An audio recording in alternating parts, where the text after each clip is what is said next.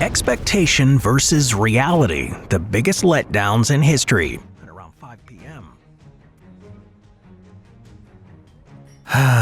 Whether it be a disappointing dream date, an unexpected defeat from your favorite sports team, or the realization that your dream job kinda sucks, everyone's familiar with that sinking feeling that sets in and then passes after a short while when things don't turn out as they should.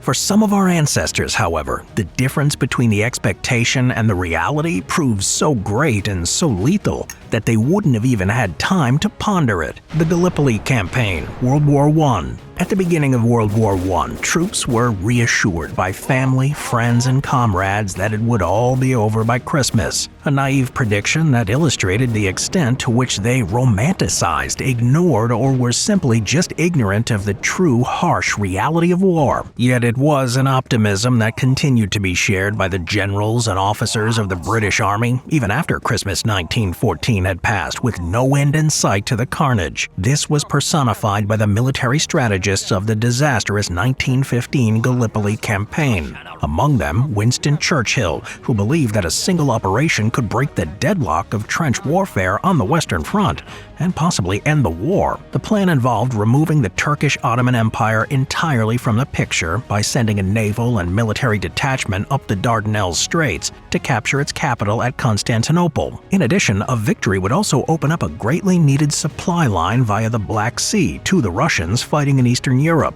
The Gallipoli Campaign commenced on March 18, 1915, with a naval bombardment of the Turkish defenses stationed on the Gallipoli Peninsula that constituted one side of the Dardanelles Straits. Confident that they could simply smash their way to Constantinople with overwhelming firepower, Churchill ordered his flotilla to attack through the Dardanelles Straits, but this was called off after 3 major British ships were put out of action by underwater mines and artillery. Realizing that their enemy had designs on Constantinople, the Ottoman fortifications were further bolstered as regiments of British, French, and Anzac soldiers from Australia and New Zealand gradually arrived throughout the rest of March and April. In what would be one of the primary reasons for the disaster, because it had taken so long to assemble ground personnel, the element of surprise had been completely lost. On April 25th, the invasion commenced at the tip of the Gallipoli Peninsula at Cape Helles, with the landing of the 29th British Division, which immediately took heavy casualties from Ottoman gunfire. One of the most intense flashpoints was at V Beach, where Ottoman gunners perched atop the Sed El Bar fortress decimated 179 of the 200 soldiers in the first wave before they even got to shore. Simultaneously, the Anzacs landed further up the coast to the north at a cove called Gabatepe, where they were surrounded and slaughtered by the enemy directly above them. Over the next few months, the Allies were repeatedly repulsed by the Turks and were forced to dig their own trenches to hold on to what little ground they had gained. It was here, in these filthy, fly-ridden holes, that many of the invaders succumbed to sickness and heat exhaustion.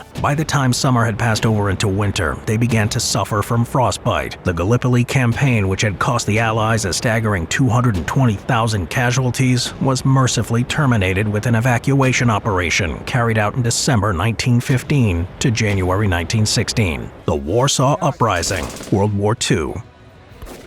On November 20th, 1943, as the Red Army were closing in on German-occupied Warsaw during their westward push against the Nazis, the commander of the underground Polish Home Army, General Tadeusz Komorowski, approved preparations for a local military uprising. To ensure a short, sharp victory, the insurrection would be timed so it took place at the exact moment the Soviets reached the outskirts of the city. Using the chaos of the Russian advance to their advantage, the main objective was to take control of the streets before they had completely seized Warsaw. This would legitimize the London-based Polish government in exile, making it harder for the Russians to stamp their own authority over the city. When the first Russian soldiers were spotted along the east bank of the Vistula River on August 1st, 1944, at around 5 p.m., 45,000 servicemen of the Polish Home Army rose up in revolt against the 25,000-strong German garrison as part of Operation Tempest, expecting to be triumphant. Amidst constant airstrikes and brutal street-to-street fighting, they were able to seize the downtown and Old Town districts within the first couple of days.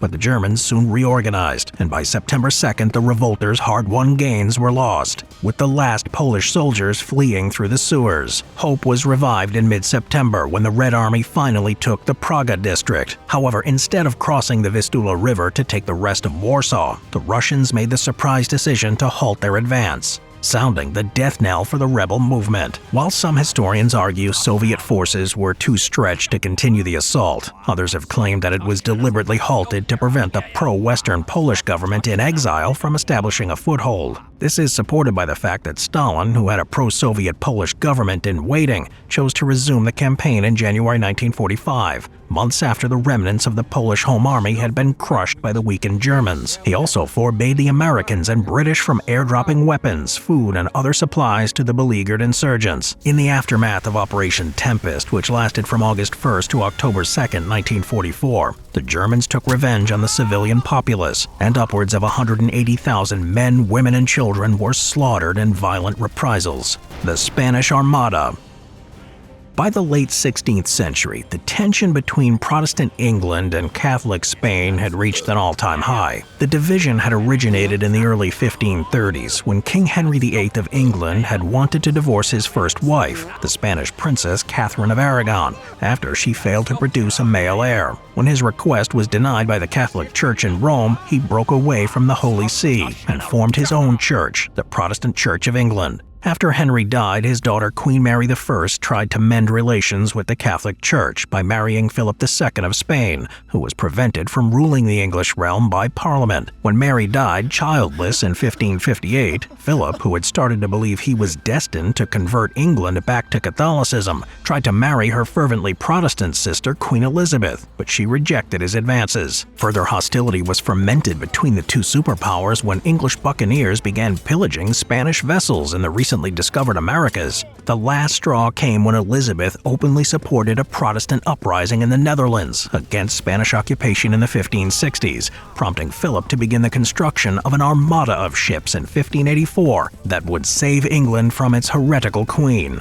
Preparations for the invasion were brought forward in 1587, when Elizabeth had her Catholic cousin, Mary Queen of Scots, executed for attempting to assassinate her. In letters to his senior officers, the Spanish monarch raved that his venture was sanctioned by God, and that through heavenly intervention they would emerge triumphant. The notion that the expedition was divinely ordained was further reinforced by his own belief that he was the champion of God serving the vicar of Christ, the Pope, brimming with confidence that his Lord would deliver for him. In July 1588, the Spanish Armada, comprising 130 ships, 19,000 soldiers, 8,000 sailors, 2,088 convict rowers, and 180 priests, set sail. On July 19th, having been informed the enemy were on their way, it said that Sir Francis Drake, Vice Admiral of the English fleet, calmly finished his game of bowls in Plymouth before turning his attention to the Spanish Armada, which was sailing in a formidable crescent formation. It's more likely that Drake was waiting for the high tide before forming up his ships to set sail towards the enemy.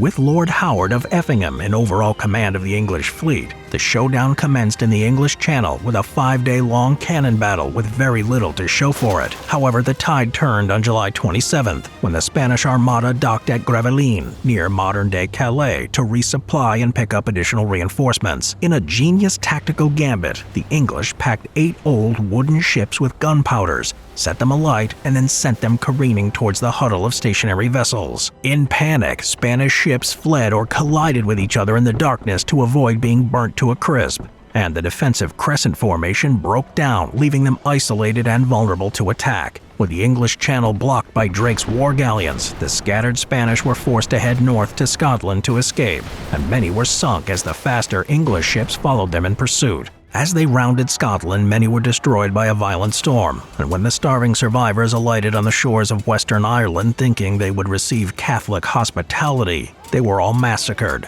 By the time the bedraggled remnants of the Armada had returned to their motherland, 20,000 Spaniards had died, and half of its vessels had been wiped out in one of the greatest naval disasters of the early modern age, the Titanic.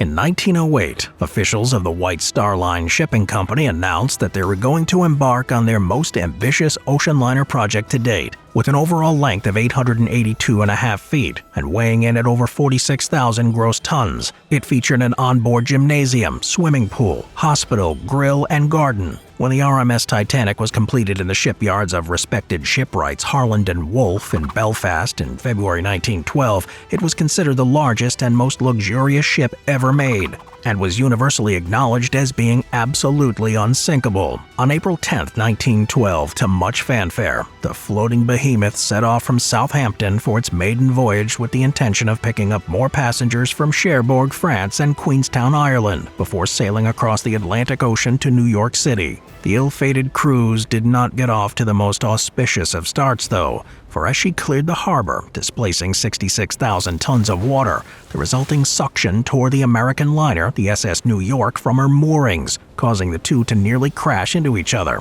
Furthermore, on that same day, because coal had been allowed to dry in storage, a massive fire broke out in Bunker 6 that had to be hidden from passengers for the entire time that it was afloat. On Sunday the 14th, after reaching the transatlantic shipping lanes off the Great Banks of Newfoundland, Captain Edward John Smith ignored iceberg warnings and increased the speed from 21 to 25 knots. Then, at 11:15 p.m., a lookout spotted incoming icebergs and called the bridge several times, but First Officer William Murdoch delayed picking it up. By the time he lifted the telephone receiver at 11:40, it was too late. For seconds later, the Titanic collided with a wall of blue ice. Because it was traveling at a fairly fast speed, like a can opener, the entire underbody of the Titanic's starboard side was sliced through by a sharp spur of the iceberg that was sticking up above the sea. With water rushing in from the bottom at an alarming rate, a command was given for passengers to make their way to the lifeboats. As there were not enough of them, they could only accommodate half of the people on deck, and a mad rush for survival ensued as the ship's stern gradually began tilting in the air, throwing people down to their watery graves.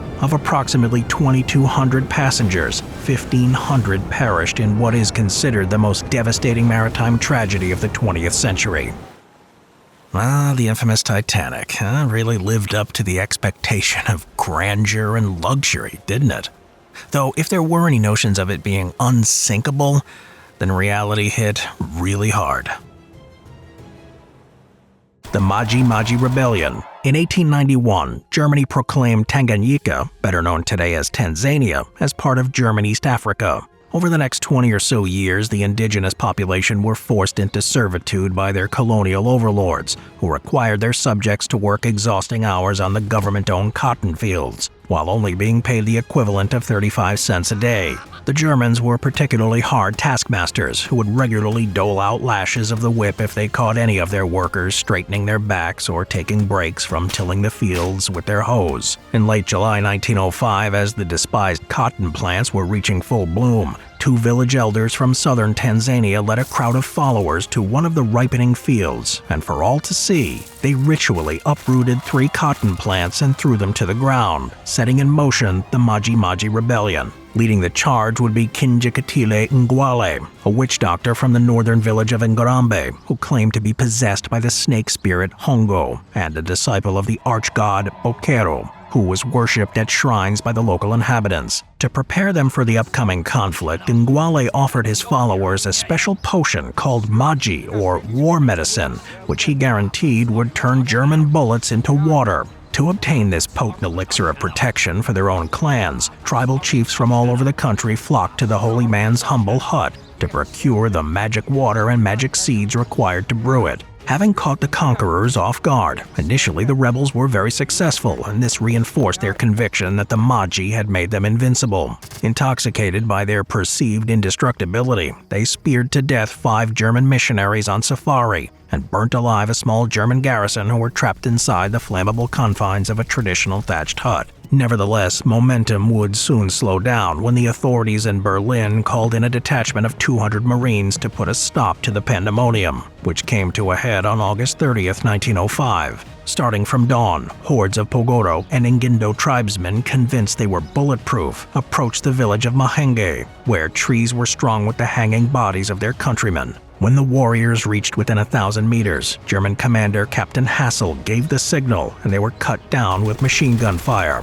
15 minutes later, another force of at least 1,200 tribesmen advancing from the east met the same gruesome end, with one German eyewitness recalling how, quote, some of the attackers were only 3 paces from the firing line before they sank into the ground, end quote. The final confirmation that the Maji didn't work occurred on October 21st, when 5,000 Ngoni warriors drank it and bravely charged a German battalion that had taken over their capital, Songea. As the bodies of their countrymen piled up, they came to the awful realization that they had been deceived. In a panic, the entire Ngoni army threw away their bottles of war medicine and fled, shouting, "The Maji is a lie." Roman Emperor Didius Julianus. Like many of his ambitious, high-born kin, Didius Julianus was a Roman aristocrat who dreamt of possessing ultimate power. Born in 133 AD and blood-related to the most influential Roman house of the era, the Antonines, whose most famous members included the emperors Antonius Pius and Marcus Aurelius, he first came to prominence as the military legate for the proconsuls of Achaia and Africa in 168 and 169 AD. By 193 AD, he had become a respected figure in the Roman Senate at a time when there was much dissatisfaction with the current emperor, Pertinax, who was perceived as being far too low-born. Possessing an immaculate pedigree and glittering career, he was naturally seen as a better candidate for the top job. And so when Pertinax was murdered after only 3 months by his own elite bodyguards, the Praetorian Guard, Didius made his move. However, instead of using the tried-and-tested methods of winning the approval of his esteemed colleagues or using military might to seize the throne, he resorted to a much more unorthodox approach. In what was painted as one of the most shameful episodes in Roman history by ancient scholars, as soon as Didius heard that Pertinax had been slain, he rushed to the Praetorian Guard, where he found the dead emperor's father-in-law, Flavius Sulpicianus, offering each of them money for the Roman throne. According to the accounts of historians Dio and Herodian, drawing from his deep pockets of wealth, Didius blew his rival's proposition out of the water with a much larger offer. It would have cost him an absolute fortune, as there were 8,000 soldiers in the guard. The bid was accepted, and Didius Julianus, frothing at the mouth at the prospect of being the most powerful man in the ancient world for the rest of his life, was duly installed as emperor. What followed was one of the most humiliating falls from grace in recorded history. As he left the Senate House after his coronation 2 days later, Didius was met with crowds of protesters throwing stones and chanting abuse at him, as they were furious at the murder of Pertinax, who was perceived as a champion of the people. Then the influential general Septimus Severus, appalled at the way the new emperor had been installed, marched on Rome from the Danube-Rhine frontier with a battle-hardened army at his back. As his legions advanced on the capital, cutting down the emperor's forces with ease, Didius Julianus panicked and barricaded himself inside the imperial palace. In a last-ditch effort, he proposed to share the power with Septimus, but his request was denied by the Senate on the grounds that an emperor who couldn't defend himself militarily didn't deserve to be emperor. As Septimus surrounded Rome, even his most sympathetic biographer, Ignatius, would relate how the doomed aristocrat turned to human sacrifice and esoteric rituals to save his skin. Like Pertinax before him, Didius Julianus was spared further embarrassment when he was assassinated by his own Praetorian Guard after a pathetic 66 days on the throne. So you got this guy, Didius Julianus, who basically bought his way to the top job as emperor, his arrogance making him believe that he would be beloved by the people. But he lasted just 9 weeks. I guess it just goes to show you, money can't buy everything, especially respect. As a result of sheer vanity, incompetence, misunderstanding, or just plain old bad luck, as these historical episodes have shown, sometimes it's just best not to tempt fate with such high expectations.